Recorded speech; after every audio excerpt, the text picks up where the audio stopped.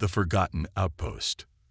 Commander Zora Vallis pressed her forehead against the cold viewport of Outpost Helixia, watching the swirling nebula gases that had once seemed so beautiful but now only emphasized their isolation. Her four-fingered hand traced invisible patterns on the reinforced glass as the emergency lights cast pulsing crimson shadows across her azure skin.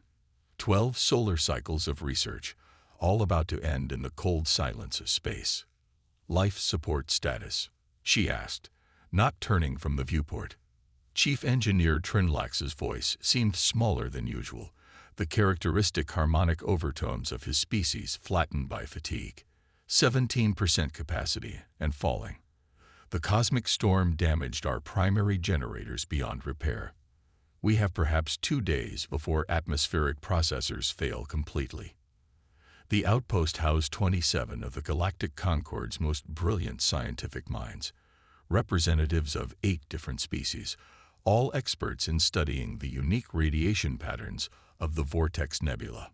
None of them were prepared for the quantum storm that had ravaged their station 3 days prior, crippling their communications array and power systems.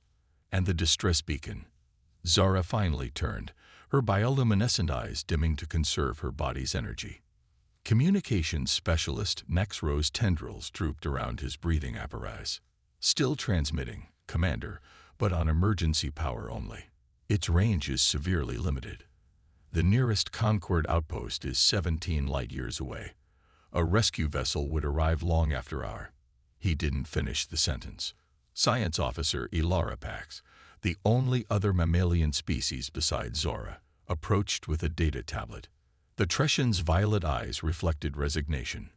We've moved all personnel to the central hub and sealed off the peripheral sections. I've calculated that this might extend life support by an additional 12 hours, but... She trailed off. But it changes nothing, Zora finished. Has anyone had success accessing the backup generators? The quantum fluctuations from the storm corrupted their initiator cores, Trinlax replied. We lack the equipment to recalibrate them. The Concorde never anticipated a station in this sector would face such severe conditions. Zara nodded grimly. The Galactic Concorde, for all its technological advancement, had considered this sector relatively benign. The nebula's radiation patterns were fascinating scientifically, but had never displayed dangerous properties until the unexpected quantum storm erupted 3 days ago. Gather everyone in the central hub, she ordered. I'll address the team shortly.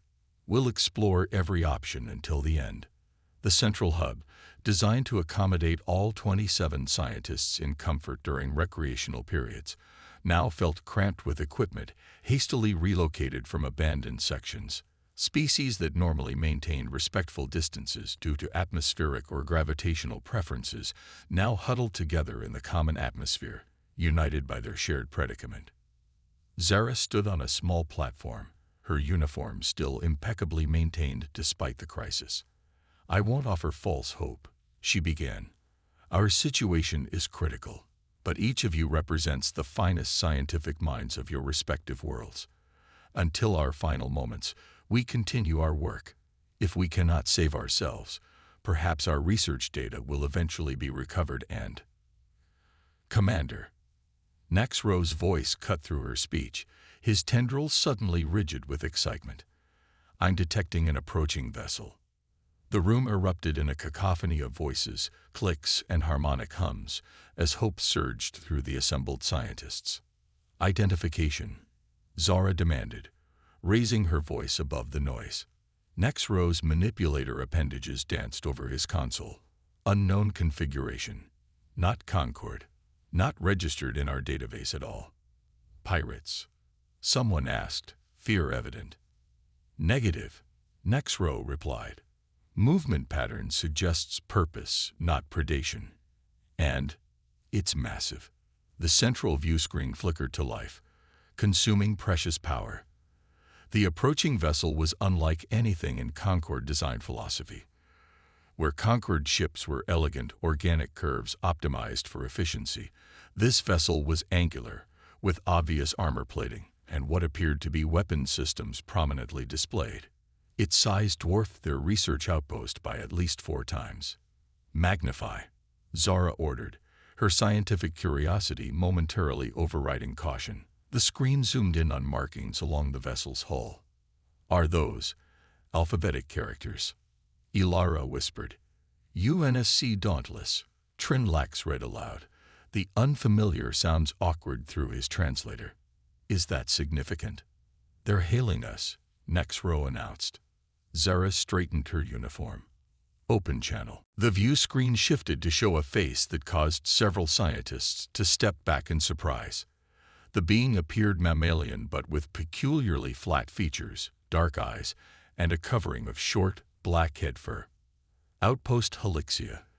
This is Captain Marcus Chen of the United Nations Space Command Vessel Dauntless. We detected your distress signal.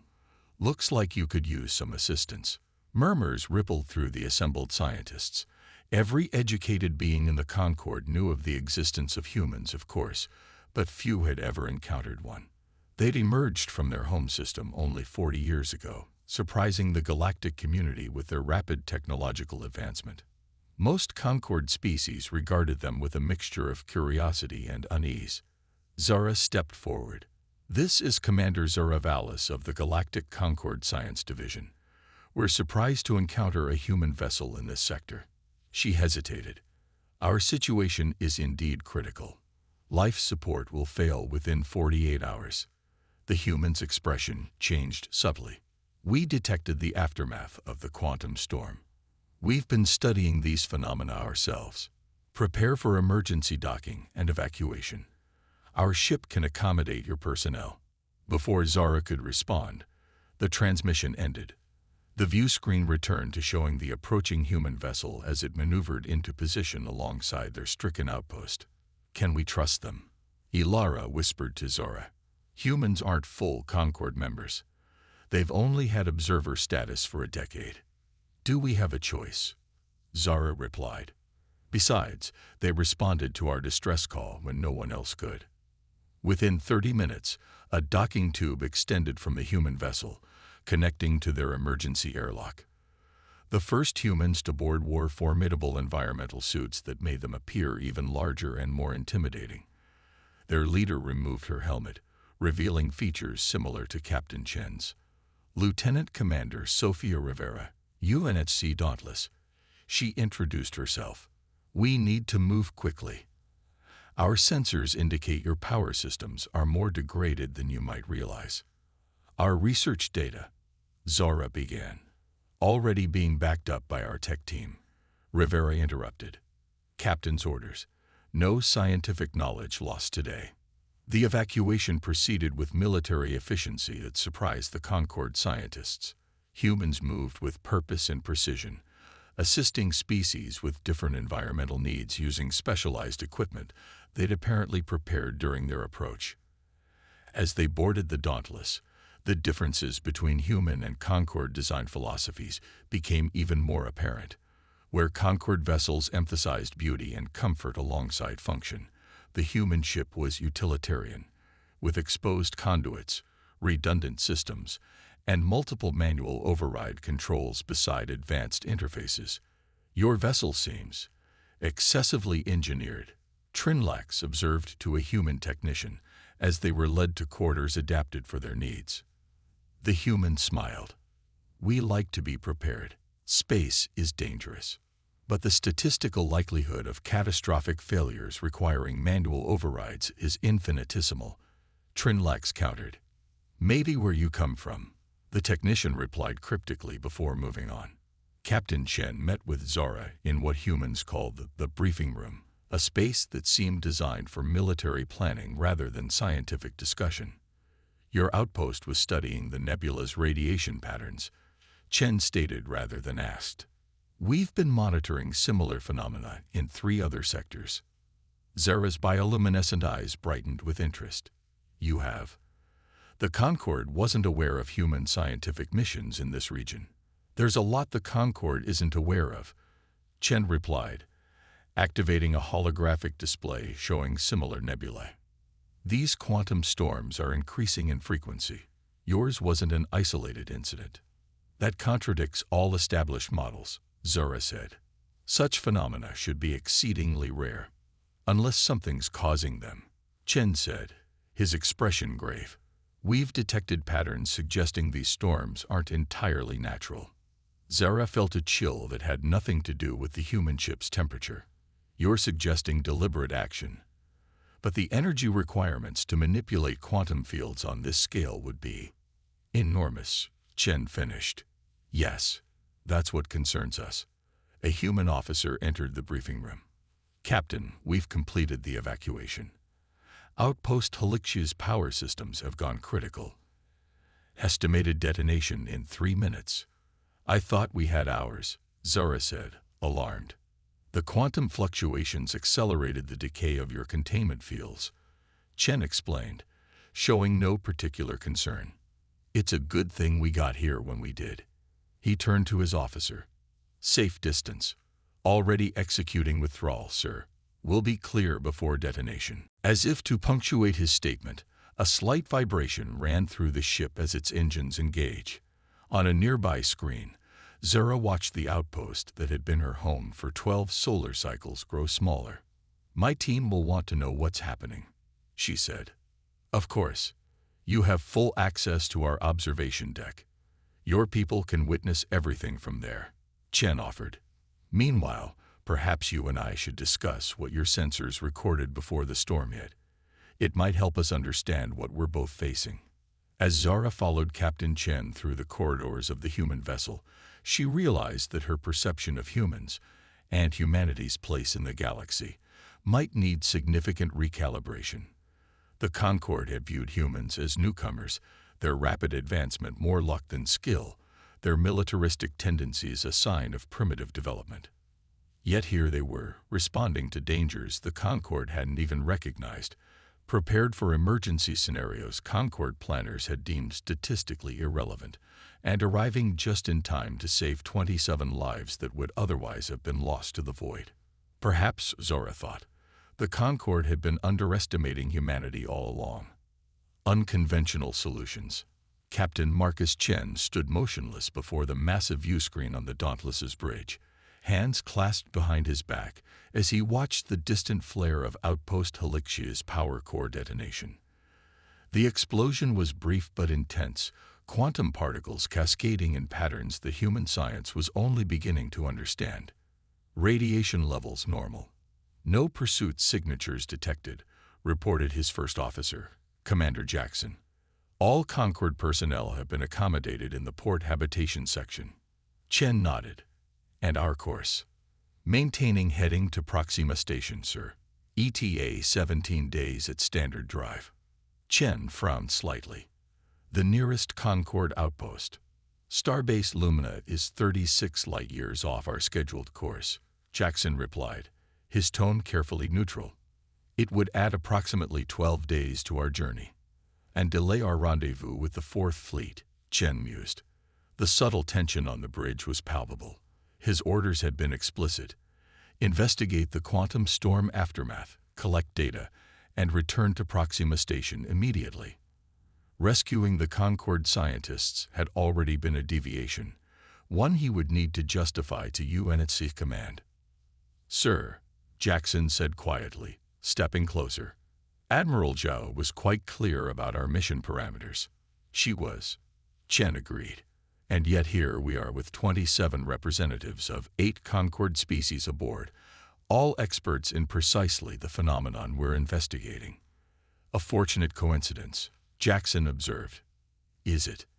Chen turned from the view screen. Send a message to Admiral Zhao. Inform her of our current situation and request permission to divert to Starbase Lumina. And if permission is denied? Chen's expression remained impassive. Then we'll follow orders, Commander.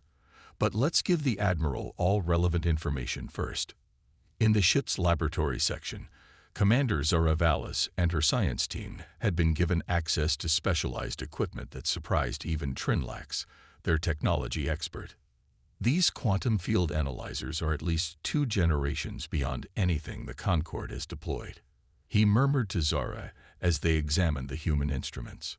How have they advanced so quickly? Necessity, answered Dr. Eleanor Wright, the Dauntless's chief scientist, who had entered silently behind them. The human woman was older than most of her crewmates, with silver-streaked hair and eyes that reflected decades of experience. When you emerge into a galaxy already populated by advanced civilizations, you adapt rapidly or perish. The Concord would have welcomed humanity's peaceful integration, Zara said carefully. There was no threat. Dr. Wright smiled, though there was little warmth in it. From your perspective, perhaps. From ours, well, humanity has learned through harsh experience to prepare for worst-case scenarios. Before Zara could respond, the ship's communication system activated. Dr. Wright and Commander Vallis to the briefing room immediately, came Captain Chen's voice. They found Chen studying a holographic representation of the quantum storm data from both Outpost Helixia's records and the Dauntless's own sensors. His expression was grave. "We've identified a pattern," he said without preamble. "These quantum disruptions aren't random. There's a cascading sequence that suggests deliberate manipulation." "By whom?" Zara asked, her bioluminescent eyes widening. "The energy requirements would be beyond anything the Concord or Earth could generate," Chen finished. "Yes, that's our concern as well." Dr. Wright manipulated the hologram, expanding certain sections. "These energy signatures contain embedded harmonics that don't occur naturally. They're artificial constructs designed to propagate through quantum fields." "A communication method," Zara suggested. "Or a weapon test," Chen countered. "Or both." The ship's alert system suddenly blared, the lighting shifting to a pulsing red. "Captain to the bridge," came Commander Jackson's urgent voice. Chen was moving before the announcement finished, with Wright and Zara close behind. On the bridge, the main view screen showed a visualization of space-time distortion forming directly ahead of them. "Quantum field destabilization," reported the sensor officer. "Similar patterns to the storm that hit the Concord outpost, but more concentrated. Impact in 3 minutes." "Evasive maneuvers," Chen ordered calmly. "Prepare quantum shields." "Quantum shields," Zara whispered to Dr. Wright. "The Concord has theorized such technology, but never successfully implemented it." "Like I said," Wright replied grimly. "Necessity." Despite the Dauntless's advanced technology, the quantum disruption expanded faster than they could maneuver clear. The ship shuddered as the leading edge of the distortion field intersected their shields. "Shields holding at 60%, reported the tactical officer. "But the disruption is adapting to our frequencies.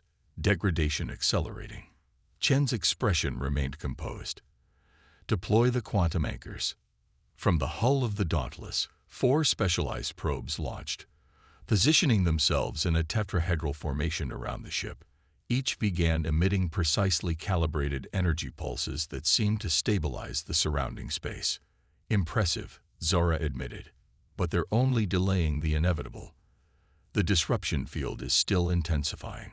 Chen turned to her. "You've studied these phenomena longer than we have. Any insights would be welcome, Commander." Zara hesitated only briefly before stepping forward. "May I?" She gestured to the science station. The human officer moved aside as Zara quickly reviewed the sensor data. "The disruption patterns here and here," she indicated sections of the display, "show harmonic resonance. If we could generate a counter-resonance similar to destructive wave interference," Dr. Wright said, understanding immediately. "But we'd need to calculate the exact frequency patterns and deliver them from multiple vectors simultaneously," Zara added. Chen nodded decisively. "Commander Jackson, coordinate with engineering. Reconfigure the quantum anchors according to Commander Vallis's specifications. That will leave us unshielded for approximately 47 seconds, Jackson warned. "Understood," Chen replied. "Sometimes you have to remove your armor to apply the medicine." The next several minutes were a blur of coordinated activity as humans and Concord scientists worked together, applying theoretical knowledge to practical systems with an urgency that transcended their differences. The ship continued to shudder under the assault of the quantum disruption, internal systems flickering as power was diverted to the reconfigured anchors. "Ready, Captain," Jackson finally reported. "Counter-resonance in 3, 2, 1. Execute," Chen ordered.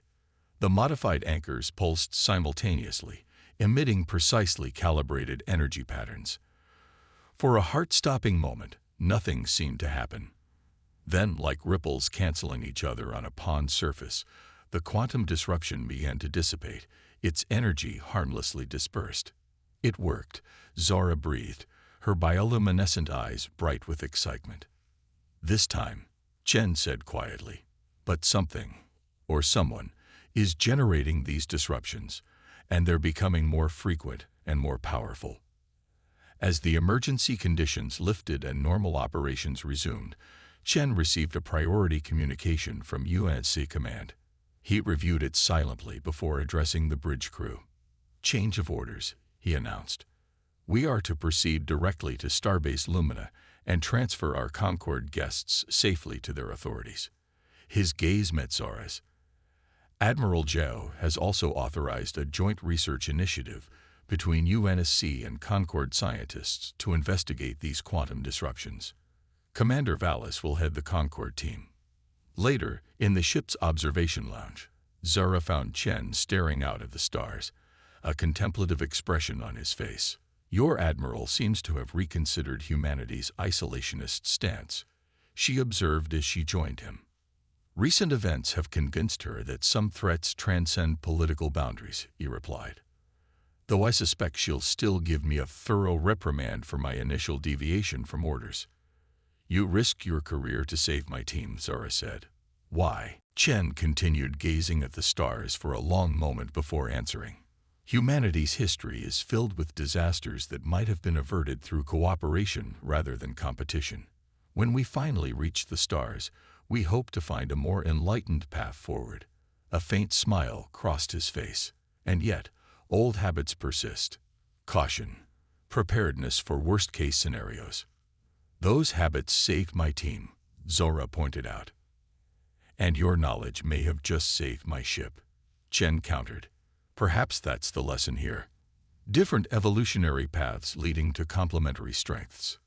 As the Dauntless continued its journey towards Starbase Lumina, word of the encounter spread through both human and Concord communication channels.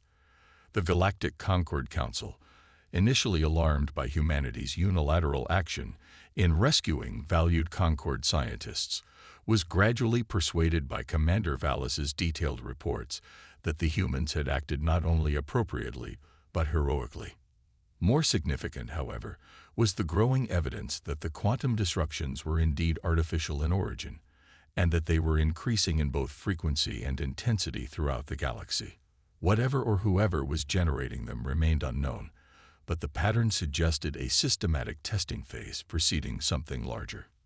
In response, the Concord Council approved an unprecedented joint defensive initiative with the UNSC, combining Concord theoretical science with human practical engineering and military experience.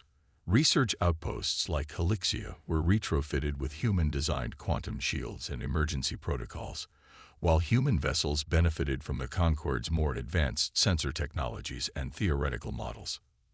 6 months later, aboard the newly commissioned joint research vessel Harmony, Captain Marcus Chen and Science Director Zora Vallis stood together on the bridge as they prepared to investigate yet another quantum anomaly. "Ready for the unknown?" Chen asked, a hint of humor in his usually serious demeanor. Zora's bioluminescent eyes shimmered with determination. "With humanity's practicality and the Concord's knowledge working in tandem, I believe we are." As the Harmony engaged its engines and set course for the mysterious disturbance, both humans and Concord species throughout the galaxy adjusted to a new reality, one where ancient assumptions were being reconsidered and where the arrival of humanity had catalyzed changes that would reshape the future of interstellar civilization. For whatever entity was testing the quantum fabric of the galaxy, they would soon discover that their probing had achieved something unintended. It had united potential adversaries into a formidable alliance, one prepared to face threats that neither could have confronted alone. The void of space, once a barrier between civilizations, had become the common ground on which a new understanding was being built, one quantum disruption at a time.